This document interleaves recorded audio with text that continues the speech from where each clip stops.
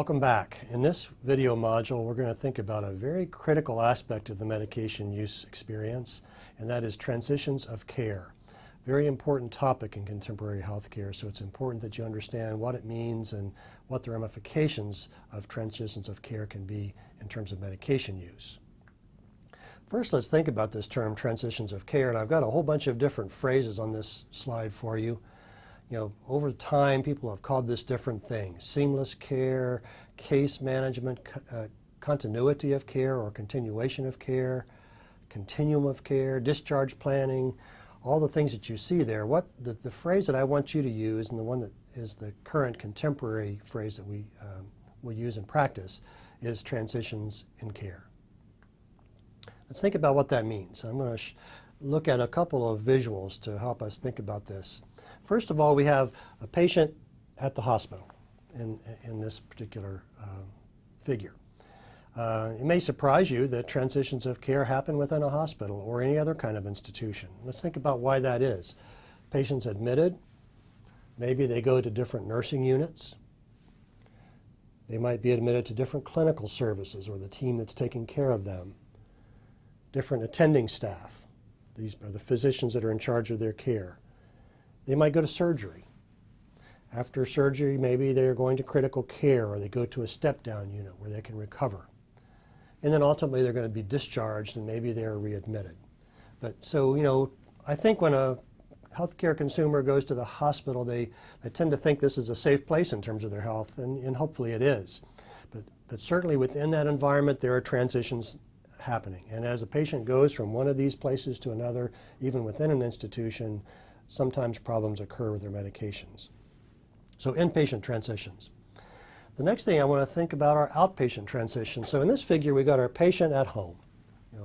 And maybe this patient has different sorts of touch points in terms of places or types of health care that they are going to be getting. They may be getting home care. Someone's coming to their house. They may go to a nursing home or a skilled nursing facility. They may have home infusion therapy where they're getting IV fluids or IV drugs administered to them at home. They may be going to an ambulatory care clinic. Perhaps they are involved in hospice care, or they are having care in a hospital. I want to think about the pharmacy as, all of these players are important in that scenario, but I want to think about how the pharmacy could help patients in these transitions, particularly while they are at home, in terms of keeping their medication therapy as safe as possible. And actually, as we go through this week, you're going to meet two guest practitioners in our interview modules who have a very innovative and interesting transitions of care project in a small rural town where patients going from the hospital to home are cared by pharmacists in a way that help make that transition as safe as possible.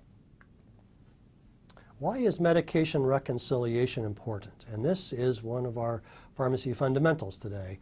Medication reconciliation. You'll hear people refer to that as med-rec, medication reconciliation. Why is that important? And we'll define what it means to you here in a little bit. First of all, up to about 2/3, 67% of patients' medication histories have one or more errors. So if I go into the hospital or I go into a pharmacy or I go to my physician's office, when they take a medication history from me, about 2/3 of the time there's one or more errors. Something's been left off. Maybe you forgot to tell something. There are some duplications there. There's some omissions there.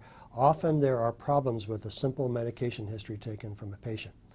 And then the World Health Organization tells us that about half the time, 46% of the time, we have medication errors occurring when new orders are written at patient admission or discharge at a transition of care. Medication reconciliation is a process designed to prevent medication errors at patient transition points.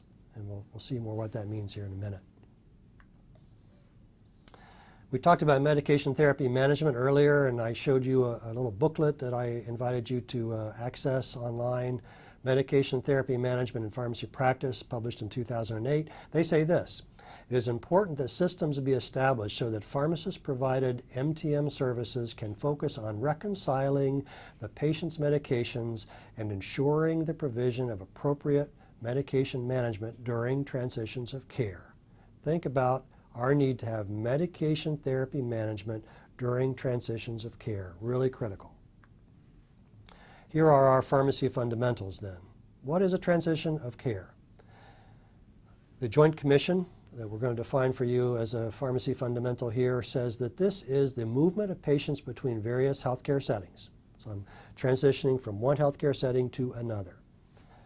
CMS, which is the Centers for Medicare and Medicaid Services at cms.gov, call it this: the movement of a patient from one setting of care, like a hospital, an ambulatory primary care practice, an ambulatory specialty care practice, long-term care, home health care, rehabilitation facilities, etc., to another. The transition of a patient from one setting of care to another.